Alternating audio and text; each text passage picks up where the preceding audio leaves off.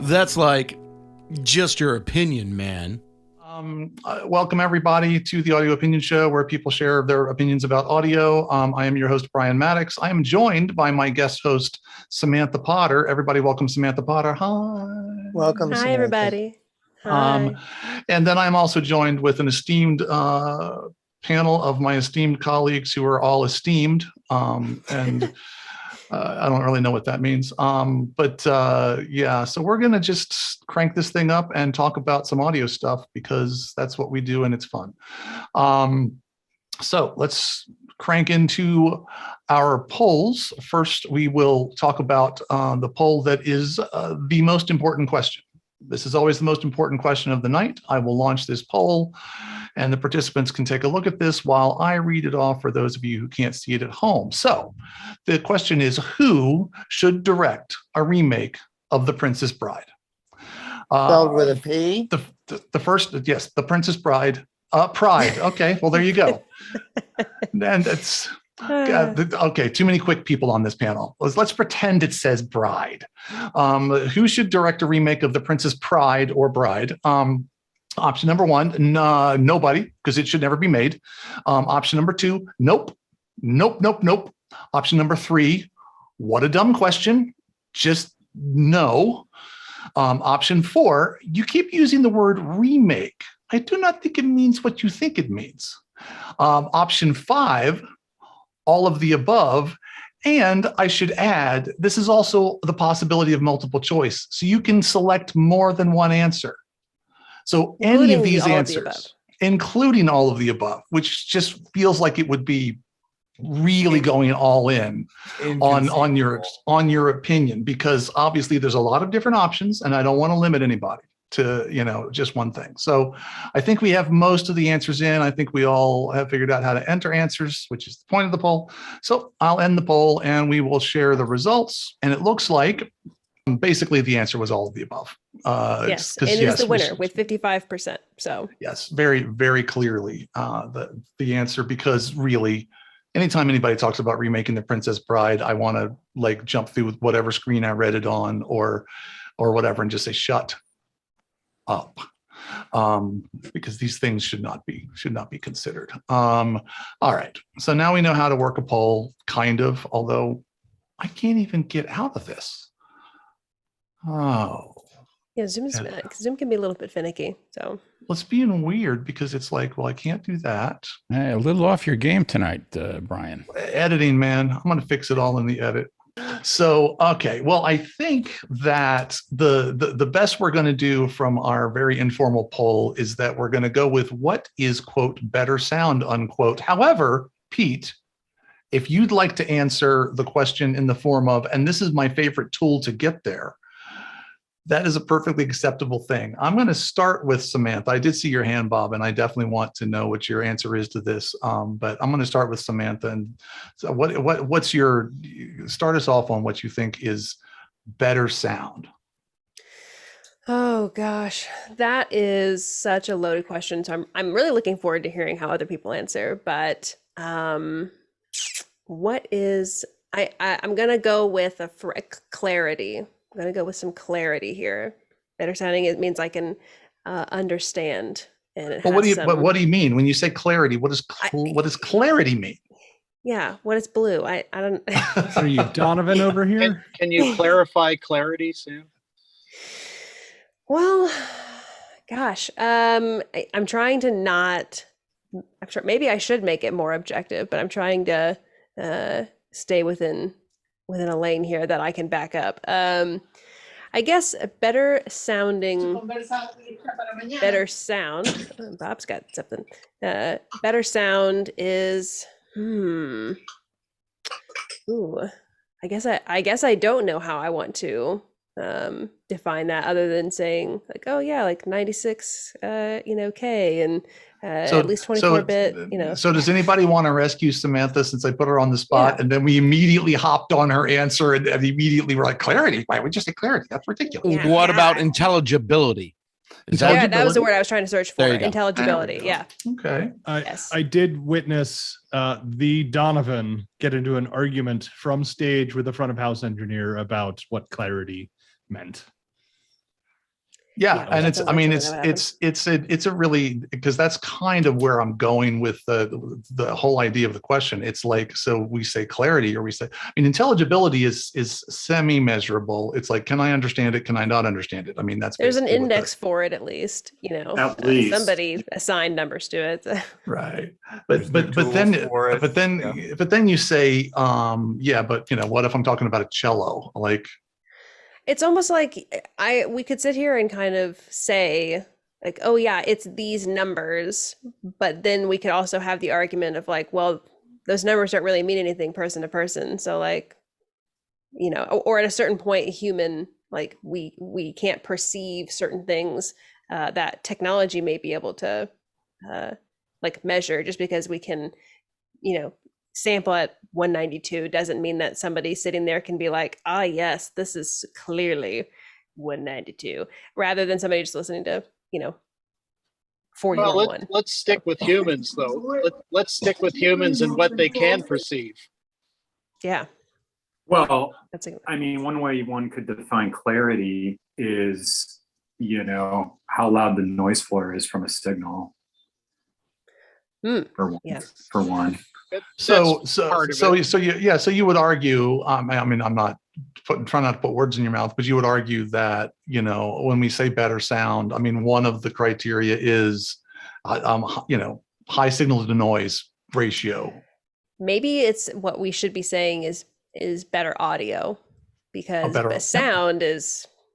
And you're right. I think that's actually right, and that's actually a good framing, because sound is so and maybe, you know, when we're talking about like recreating audio, be it recorded or whatever, you know, what makes it better. Go ahead, Dave.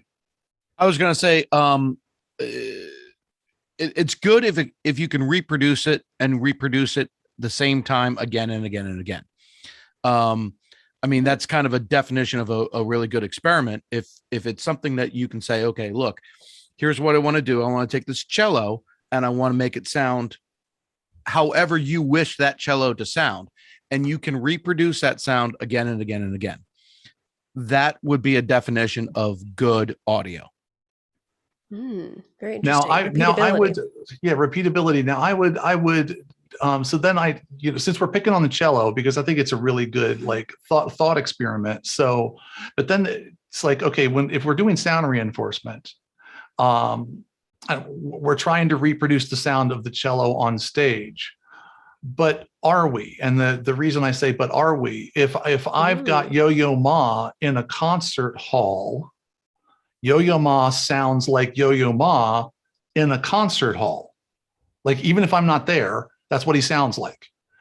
If I take Yo-Yo Ma and I put him in an amphitheater, is it better for me to try to make him sound like Yo-Yo Ma in a concert hall? Or is it better for me to approach it as now Yo-Yo Ma is in an amphitheater?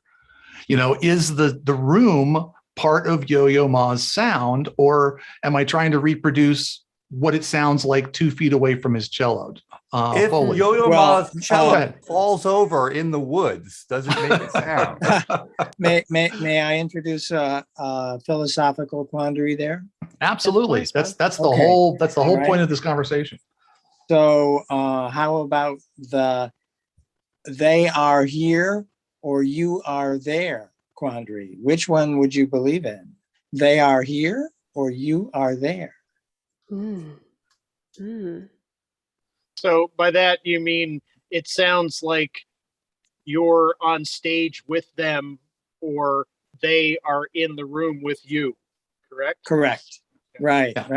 And they're both maybe equally good concepts, but which kind of if you're making a recording, which kind of a recording are you making?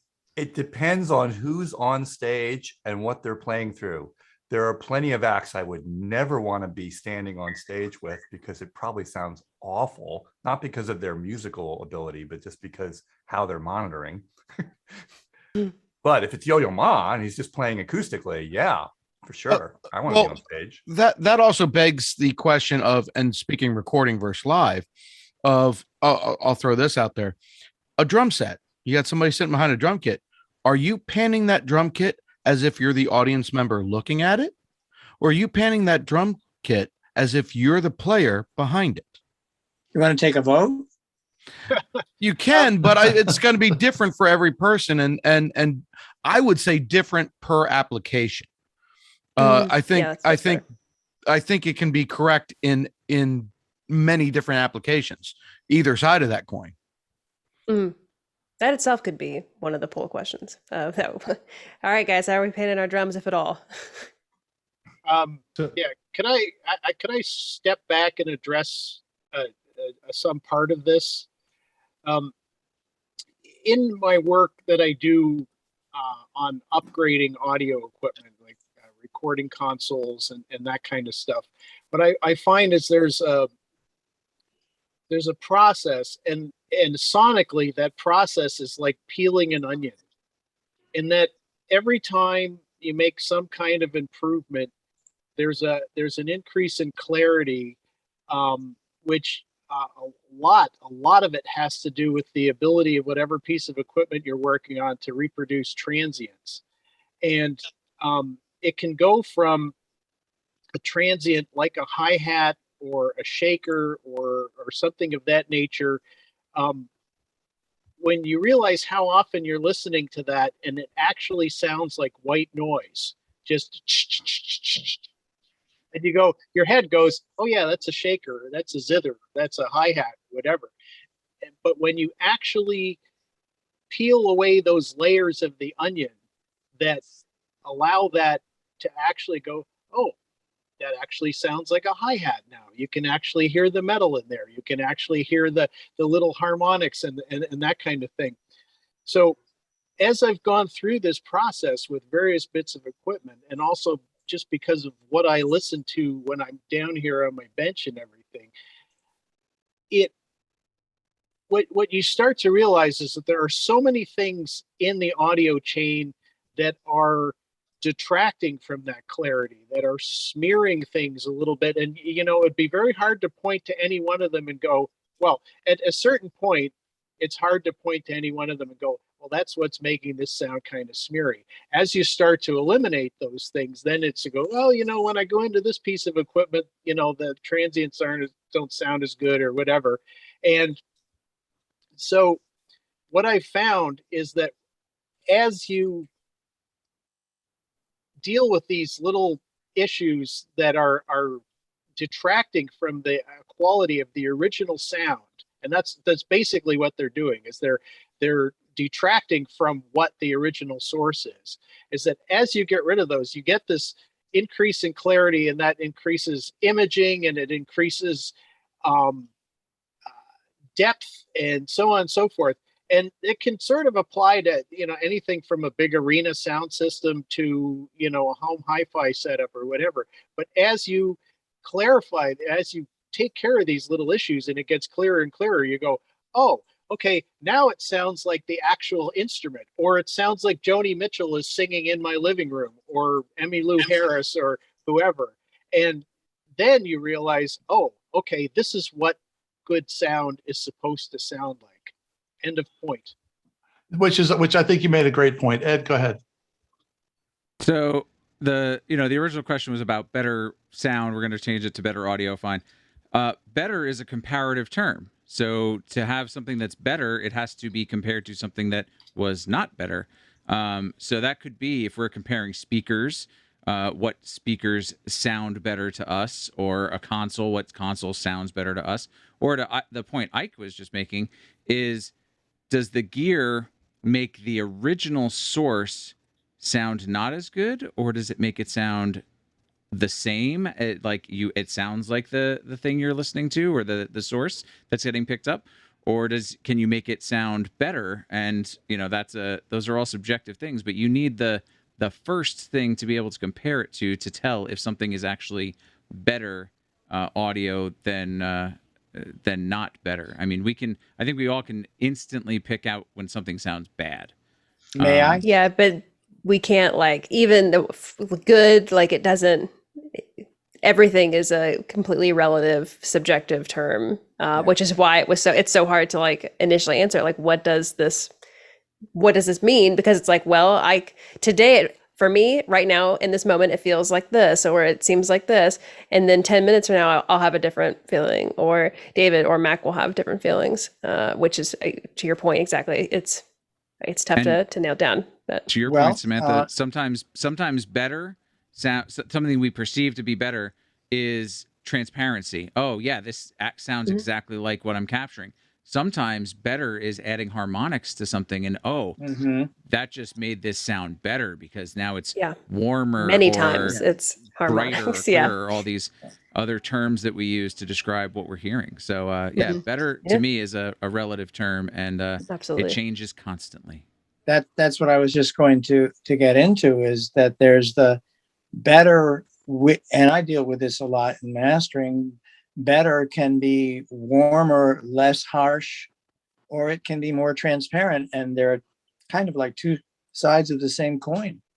Yeah, I mean, the word warmer, what does that even mean? Completely, we made it up. The industry was just like, we're just going to go with this. And there's a rabbit everybody, hole. Wobbling. But like, Ed, back to what your comment is, that segues into, if I were to distill it down to a single word, for me, it's separation. Because I can apply separation to signal to noise, frequency separation, stereo separation, amplitude separation. I mean, harmonic separation. You might apply harmonics on the drums, but not the vocal, or the vocal and not the drums.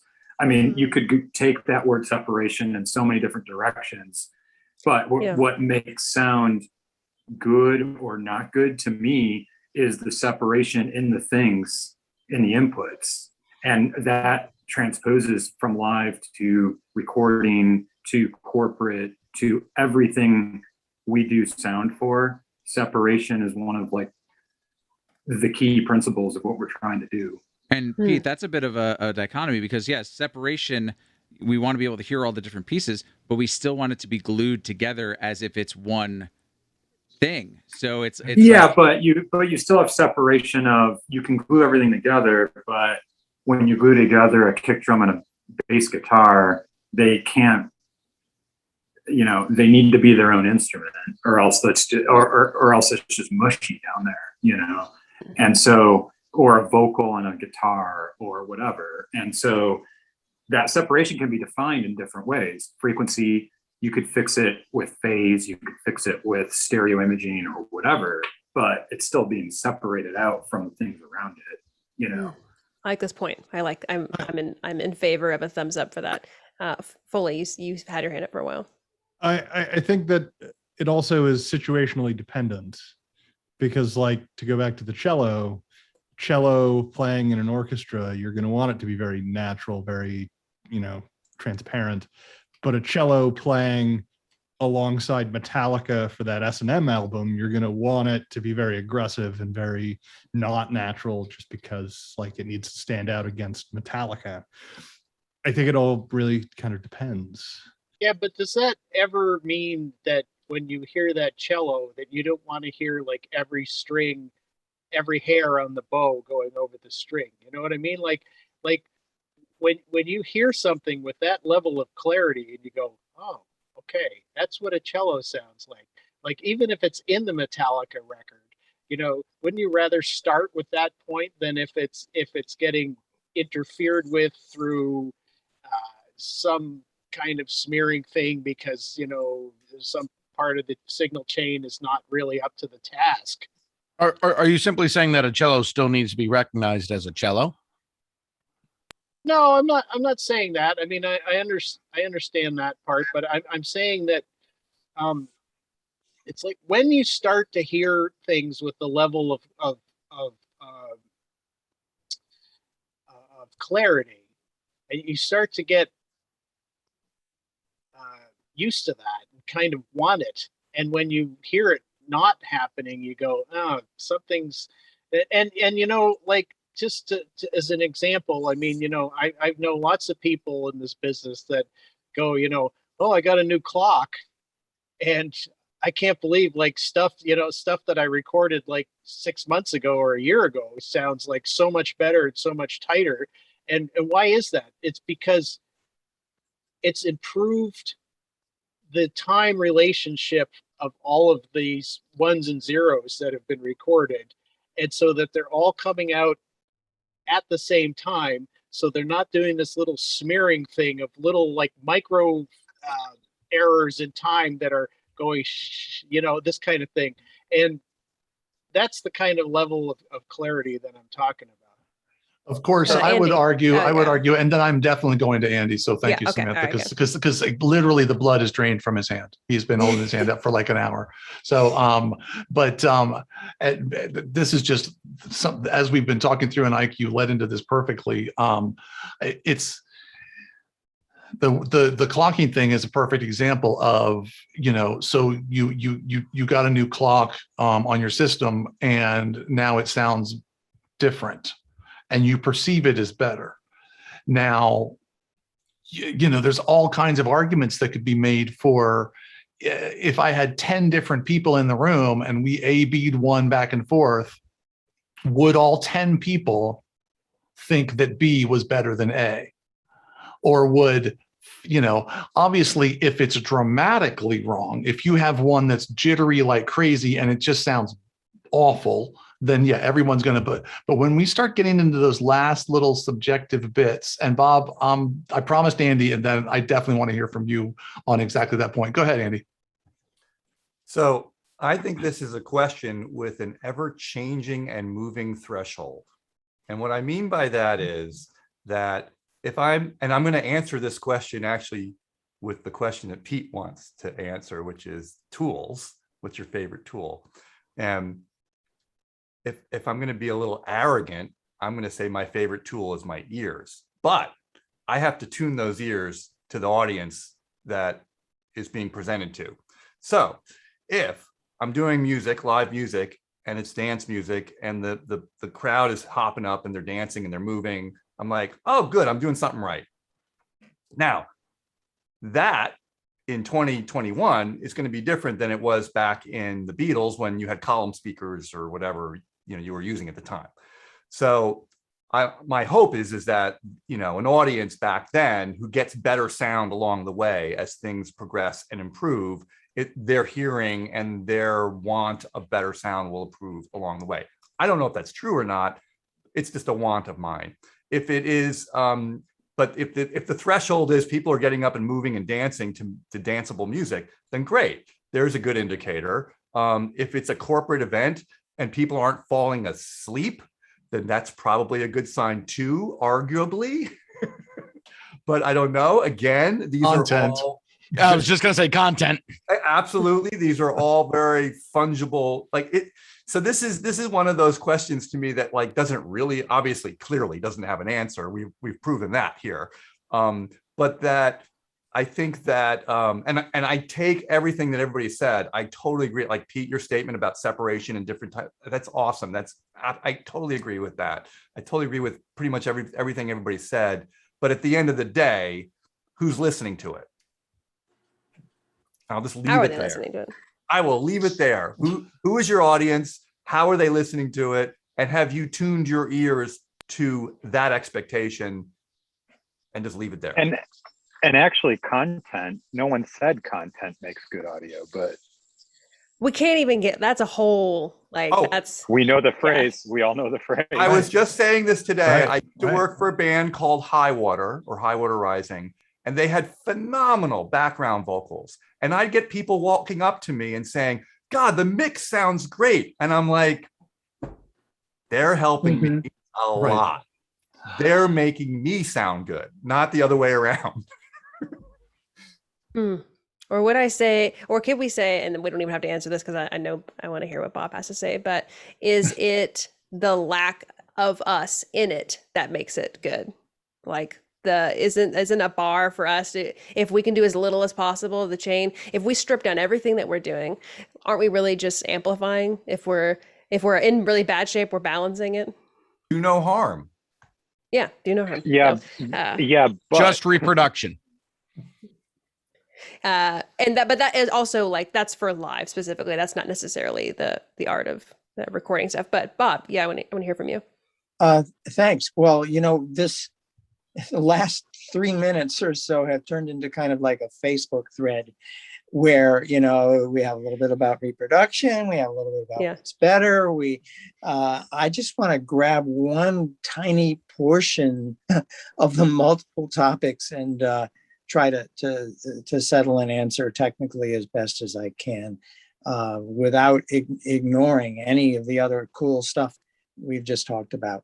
And so somebody just talked about clocking and said, well, if you had 10 people in a room, would you agree about clocking? I'm fortunate enough to have set up a double-blind listening experiment with clocking and an audience of about 20 or 30 people. And they were able to to prefer the better clocking, which was objectively better. And I can summarize it by saying that better when it comes to clocking and reproduction is usually warmer, wider, and deeper. So if objectively you hear a wider sound stage with 2 different reproductions and 2 different clocks, and it's also warmer and less harsh, chances are you're preferring the lower jitter version. But look, let's go back to so many other things. I already passed 3 minutes worth of other stuff that was really equally interesting. Those are all, I mean, that's all great points, like stereo imaging, like is really big, like depth, which also we can start getting into like sample rates, because that also affects those things. Impulse responses, you know, maybe if we, perhaps this is oversimplifying it based on this conversation, but it's like, if we're talking about good, like a good audio, if we're just talking, maybe not even, if we just get rid of good and we just talk about objective, like unharmful audio, was like it's being sampled in such a way that its own converters and filters are not chopping off or influencing the audible human spectrum that we can hear, and is leaving at the same time that it arrived, and not necessarily if phase aligned. They're phase aligned, so there's no smear in this black box we're talking about, and then it is amplified. Like, but that's a super reductive version of what we're trying to get at here, because it, as that was decent. Demonstrated. That all right, hey, decent. I'll take. Bob said it was decent, Yeah. so get that on Can I- t-shirt. Go Yeah, I ahead, have Nathan. Nathan. Yeah, just go back that's to not I Nathan. would- oversimplifying it, because that's actually what we need to do, is to have it, you know, come in and go out as unchanged as possible. Not, you know, notwithstanding mixing decisions and so on and so forth, but just in terms of, like, let's just say arrival time and departure time. Yeah, and frequency content. Anyways, Nathan, I don't think Well, we've heard you talk. clarity is an interesting word, because is I'm the regretting saying goal in all audio reproduction to maintain clarity? Or is it to reproduce what the band or musicians want? But isn't that going to include clarity? Or is that It could. It clarity? depends on what kind of noise band you're dealing with, or what kind of jazz band you're dealing with, let's say. No, not really, because the example I use is, you know, if you've got somebody that's playing some dirty, honky, you know, say they're playing a harmonica through a green bullet into some, you know, 50-year-old guitar amp that's underpowered and everything else, and you mic that and reproduce it. You want that sound to come through, and it could be as dirty and gnarly and everything else as it is, but you don't want to make that different or worse by reproducing it. So, you know, even if you're doing a noise band or a garage band or whatever else, if they have their sound, I feel like our role as sound reinforcement people is to get that sound out to the audience as good as possible. And yeah, maybe the experience back in 1980 in CBGBs was through, you know, like whatever JBL and whatever stuff they had piled up there. But now, I mean, you know, you put it through the best speaker system you can and have their sound get to the people as accurately as possible. Pete. Yeah, I need to go back to something that somebody said, I forget who. and it has to do with the reproducing and doing, like, getting us out of the way of the signal chain. I completely disagree with that, because when you mic up any instrument, you can't just run that flat through a speaker and have it sound like that instrument. There's no microphone ever that can really reproduce that. Arguably, you could put like a U87 or a Deca array in a room with an orchestra and do minimal work on it and have it sound like that orchestra. But in general, we're not miking up a hi-hat or a guitar and not doing anything to it. So our job is to listen to that source, whatever it is, and then have it sound like that source through whatever tools that we're using. Whatever, you know, we might choose a microphone that would pick up that sonic signature, what we might feel like is, but I might want, you know, a KM184 on a hi-hat, and Dave might want, you know, an SM81, and both of our hi-hats are going to sound good. But, you know, so it's whatever tool that you personally feel like, and which is why we're basically cowboys. We're not like lighting designers that all lighting designers, like there's mathematics involved and stuff, PA tuners, mixers, like it's an art that we have hundreds of tools, you know, there's hundreds of microphones to choose from. There's, you know, many different speaker systems, many different plugins, you know, all these things. But it's like really our job is to make that kick drum sound like the kick drum that is intended by the artist for that song or that band or whatever. And that does mean us doing lots of work and making decisions and spinning knobs to get there. And there are manufacturers out there that disagree with, there's equipment manufacturers out there that disagree with this sentiment that oftentimes yield bad results, because, you know, in certain markets, maybe that's the right way to go because of the education level of or the skill level of the operators. But generally speaking, that it's, you know, we're there to recreate something, and that could be as simple as a talking head at a corporate, you know, versus, you know, a full band or whatever. But just my 2 cents on it. I might say that we're hitting, like, we do that in concession of the rest of the chain not being imperfect. Like the goal is to, like, if we had and there is, oh God, his name is escaping me. There is a front of house engineer. He's been on the Signal to Noise podcast. He's friends with the guys. He like has spent many dollars on getting like the best mics, and the musicians getting the best like kits, and like locking in as much as possible, like artist wise they've got it in, so that by the time it's getting to his console, he's doing almost nothing. So I would say, like, I mean, we EQ as a concession because things are influencing it, but the whole goal being is, like, in a perfect world where the mic was truly imparted nothing and it was just picking up and then took the signal from vibrations in the air to a little voltage, and it or alternating current, and it was perfect. That would be ideal in a perfect world, but it doesn't. So we have to do a lot of stuff otherwise. I think you're talking about Chris Mitchell from Humphrey McGee. I think. Yeah, Chris Mitchell. Yes, thank you. Okay. I just step in here for a second. Back to Pete's point.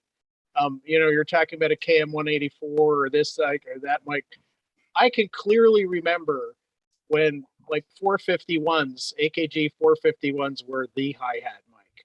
And I clearly remember the first time that I got a mic kit that had a 460 in it and went, oh, that's what a hi-hat sounds like. So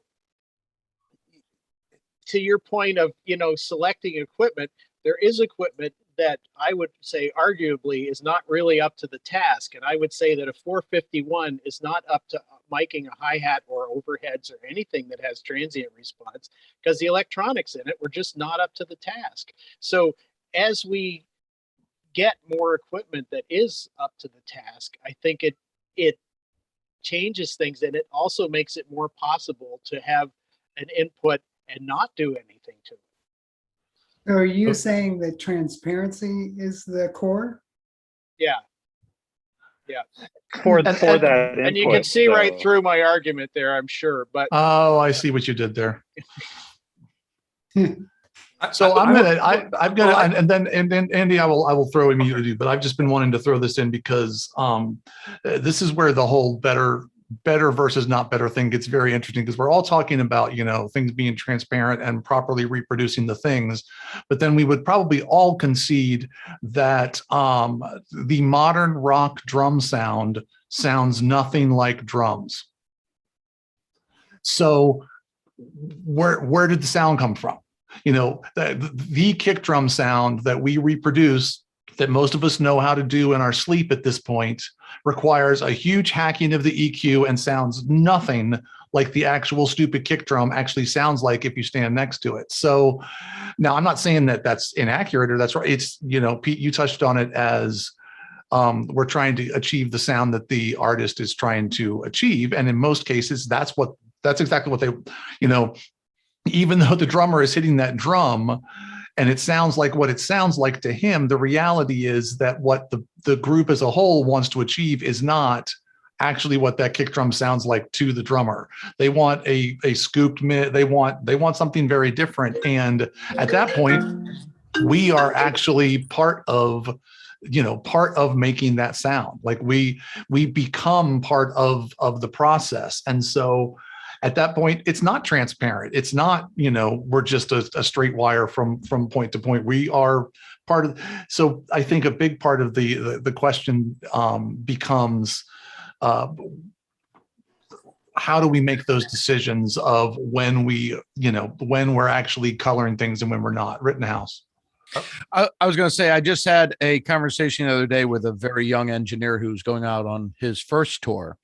And we got into the discussion of mics and everything else. And the bigger discussion that we got into is mic placement, which I think a lot of people mistake because, for example, you can take an SM57 and put it in front of a guitar amp and you can get multiple different tones depending upon where you place that 57 in front of a speaker.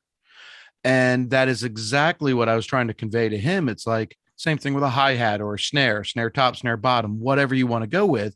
And it's all about mic placement. And you spend some time and listen to what it is. If you're doing a piano, put your head in the piano, listen to where it's coming from, figure out where you're placing that mic. And mic placement is just as important as mic choice. So Maybe more. Yeah, maybe very, very much so. All of those factors and you're correct, Pete, those are those factors that we play a part in trying to make it better or more accurate or clarity or however you want to say it. Yeah, the best mixers I know are not lazy and sitting behind the console and letting the stage patch guy position the mics. They're like on stage fidgeting all the way up until after the band gets there and starts playing. Then they walk out, and it, you might get into a touring vibe where that might be the monitor guy or something, or, there's a front of house assistant that knows and then he doesn't have to do it anymore. But in general, like, yeah, you're right. Like it is a hands-on experience in order to achieve that for sure.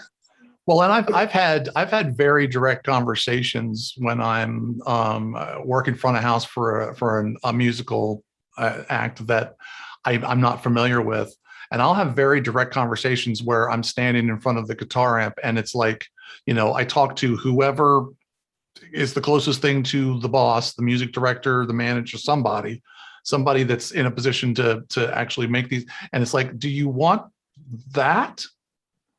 Is that what you want, or do you want that to fit within? Or I mean, I'm using a guitar amp, probably not a great example, but I've literally I think it's a great example, Brian. But I've brought for that matter, even guitar players, like literally, like and they play the thing, and I like bring them in. It's like, that sound that I'm hearing right there, like from a foot away from the amp, is that what you want? Or do you want it to sound like it sounds 12 feet away from it? Standing, 6 feet? Like, do you want it to sound like that? Because now I'm putting a microphone 2 inches from the face of it, but you want me to make it sound like I'm 12 feet away at 6 feet off the ground. And those are two different, and that's fine. Like that then gives me the parameters of this is what I need to manipulate in order to, and generally it's take a bunch of the beaminess off and, you know, blah, blah, blah, blah, blah. Add a little bit of space and whatever. Might be a reverb thing too. Exactly. So it's, you know, it's a space thing, and it's a, you generally the speakers are really beamy, and when you're right up in their face, it's like really, really harsh, and you're taking some of that off. I have to let Andy speak because he's been incredibly patient. And then I'll throw it back to you. So yeah, we're actually past what I was going to say, but yeah, it had to do with transparency or not transparency, you know, and that's the choice. And it's an artistic choice. Look, we all work in a craft, you know, this is craft. We all are part of a guild, okay, to improve our craft and our art. I would say that is, and to that point is behind me is a guitar, a single 12 speaker cabinet on a guitar amp. And I've been using a SM57, and a buddy of mine lent me a nice Sennheiser 421 U5, which I had not even known was like the best sounding 421 you can get. And oh my God, what a difference it made. Now, yeah, it's going through a nice preamp and all that, but that's like, yeah, that is not a transparent choice. That is clearly like a photographer choosing to use this lens versus that lens. So as an analogy, there's that. But then, does that lens have better glass in it than the other lens? You know, I mean, it could be a transparency and literally a transparency analogy. There you go again, Ike, with those like trying to get those puns. I don't know if it's a pun or whatever, but good for you. Good on you. But I want to say this is that a number of years ago, a group out of New York that did experimental music and all that came through the theater I was working in. This is a small 400-seat theater. And this gentleman had shown up with bagpipes through a Marshall stack. Yes. And yes. The writer said, "Mike, the Marshall stack with an SM57. And my first response was, why? And then during sound check, I did this, and it was stupidly loud because, you know, it's whatever. You get the picture. And it was interesting because he and the musical director, whoever it was, the artistic director, kind of went up. They came up to me and they're like, you know, maybe we don't have to put this through the PA. And maybe bagpipes through a Marshall we don't necessarily need to put through a PA. That's the understatement. That's the understatement of the century. Bagpipe is the loudest instrument I've ever recorded, period. Yeah, it's absolutely staggering. I've done several recordings, and it's stories. I won't tell them all, but yeah, it's amazing. It is an instrument of war. There's a PDQ. There's a PDQ. Absolutely. PDQ Ladies from Hell. Which is, I think, it's Echo Sonata for two unfriendly groups of instruments, and I think it's for bagpipe and lute. And the description is, if there's simply another instrument in the room with a lute, you won't hear it. Anyway, I digress. But an anecdote to you, Andy, that exact point is, and this goes to the guitar player comment, Brian, you made, is like the tools may not be a microphone or a speaker or anything you plug in. Sometimes it might be your smiling face and your personality to like, so this past weekend, I'm helping my friend promoter, you know, whatever, get some PA, and this awesome funk band from Detroit played, and the lead singer, this awesome woman, and the band leader guitar player were in a fight on stage in front of everybody about how loud his guitar was. And he was using one of those double 12 tweed, the master volume in the back, and like, he was not a nice person. So he turns it angrily, and then right at the VIP tent.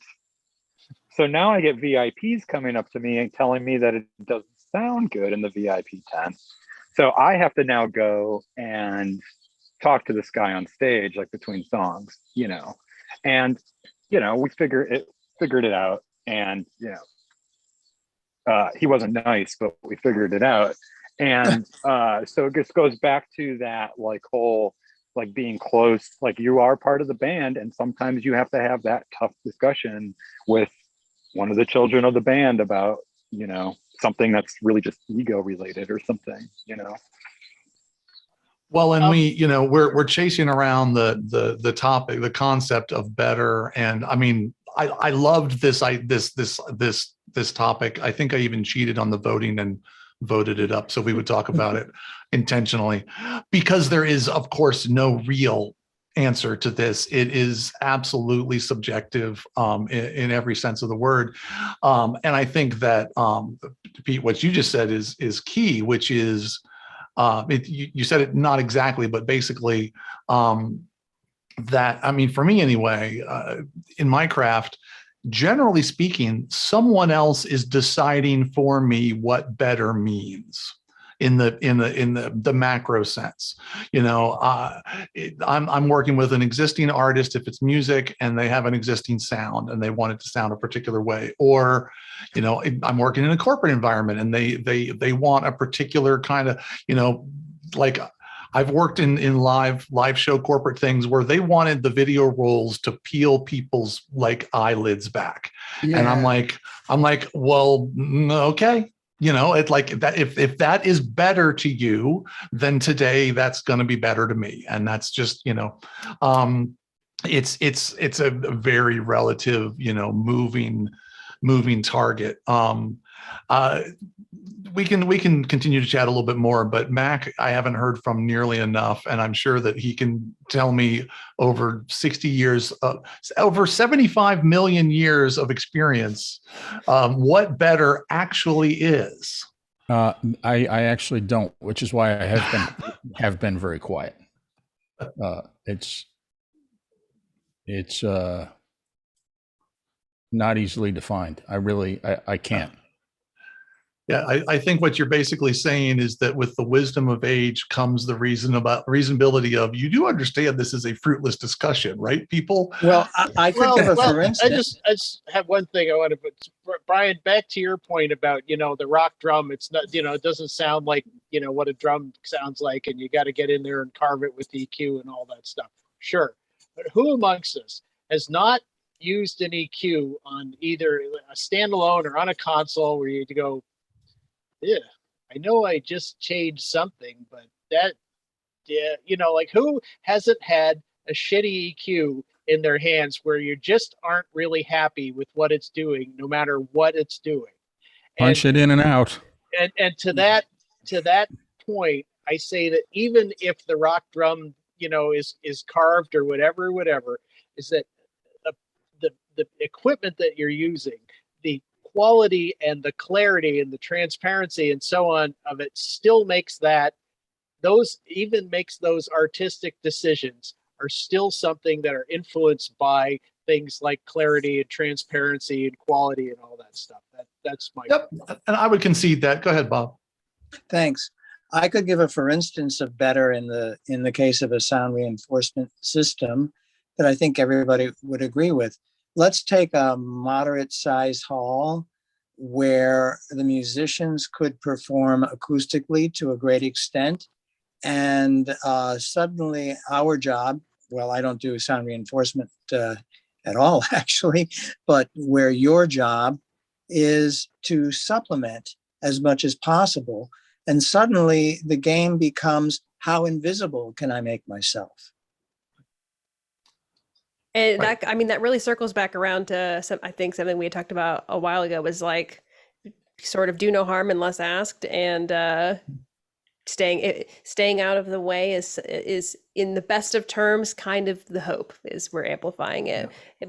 But yeah, we could just start this conversation from that point and just go again if you yeah. I mean, yes, absolutely. I've seen situations where in that very exact circumstance, after the concert, a lot of the concert goers came back, talked to the sound engineer and said, wow, what great sound. And all that he or she was doing was supplementing a few instruments, and most of it was acoustic. Mm-hmm. Yeah, I have a There we are. since we've circled back to the beginning, I'll retell the story that I've already told everybody once, but I'll say it quickly. I had an event that I did where I was the audience was the Acoustic Engineers of America. I'm saying that wrong, but it was basically acoustic engineers. It was their society. They were my audience as a project for this organization. They had decided to split up into 3 groups and using 3 different technologies, 3 different approaches, designed and have built 3 different classical guitars using acoustic principles that they were absolutely experts in. And then they had these 3 instruments brought to this hall, and it was essentially a shootout of whose design is better. And they had 3 fantastic classical guitarists demonstrate their guitars. The room was big enough that it theoretically needed sound reinforcement, but you can imagine the amount of people skills necessary to navigate a room full of acousticians, people with doctorates in acoustics. And meanwhile, idiot sound reinforcement guy is there trying to, navigate these waters. Long story short, I basically ended up doing nothing because that was ultimately the right answer. The best possible sound was a little quieter with basically no sound reinforcement, because it was like the second that I put a tiny bit in the overhead speakers, 90% of the people in the audience went, "Joop, I hear that speaker." Like, these were people that this is what they do. So there was no faking it. And ultimately especially if it was overhead, Brian. Exactly. Because of placement. Exactly. Right. So it's like I'm dealing with spatial relationships and tonal relationships. And of course, they really, really, really wanted to hear the difference in tone between different classical guitar designs, which is incredibly, and so, ultimately I ended up essentially doing nothing. There was the third performer was doing some backing tracks with what they were doing, and they wanted it to sound like it was coming from the same spot. So I had like a crisscross of speakers going through the performer essentially, so that wherever you were sitting, it sounded like that track was coming from the same location, and that seemed to satisfy them. But again, end of story. It doesn't really matter, but it was ultimately, better was defined by the audience and what it was that they were trying to go for. Pete, I'll let you in the darkness throw in a comment, and then that's fine. And then I think we'll wrap us up, and He must be we'll go off must air. be in the same time zone as me, because it's our sun is matching. That's awesome. No, I was just going to say that with all the discussion that we've had, and this might apply more to what Bob does than live sound, but also live sound. And that is, there is a generally accepted sonic signature that sounds good to most people. And it's different with the race, and it's different with culture, but for the most part, there is a sonic signature that most people will say sounds good. And the reason why we can't really define that is because what I think that signature is that achieves the most happiness with the people that I do my craft with, you may equate that to something different. It doesn't mean that we're like, you're bad and I'm good, or I'm bad and you're good. It's just we all are, and so that vocabulary, we're sound people because we are able to have a vocabulary between our eardrums and our brain, and then be able to communicate that outward. But like, there are people that can hear when something sounds wrong, but they don't have that connection or that vocabulary to be able to talk about it. And so generally speaking, there is kind of and I think that's why we find, particularly in music touring, music mastering, music mixing for, in studio, why we find a set of engineers that are generally more more popular or are popular or are more successful because they have been able to figure out what that signature is in that period of time of whatever genre or race or country or region that they're working in, and they're able to connect with it. So I'm sorry, Pete. I didn't mean to interrupt you. I sort of kind of did. Although I do want to know, was that kind of at the end of what you were talking about? Did the stage manager actually call for the lighting cue go? Because I feel like there was a lighting change in the middle of what you were saying. It was kind of dramatic. It added to the. I am gonna timer for this one. I am gonna wrap us up just so that we're not completely spinning ourselves round and round in circles for the remainder of the night. I will say that as audio engineers, trying to figure out what better is, even though it's a moving target, is a very, very noble goal. And I think it's exactly what we all basically do for a living. Those of us who do it for a living or even a hobby or whatever. It's that we're like trying to figure out what better is and try to make it better. And I am really grateful to still be doing this after this many years. And it's awesome to share a Zoom call with a bunch of other folks that all are just as passionate about making better sound, better audio as I am. So thanks to everybody in the group for taking your time, and thanks to anybody who's listening to this. If you are interested in participating in the show, and just look in the description below this video and you will see a link to be able to participate in the show. Anybody who's interested in audio is welcome. I want to thank Samantha Potter for being my guest co-host, and I'm sure that we will see more of her in the future. And with that, I think we'll say thank you very much, and all of the people on the panel will wave. Bye.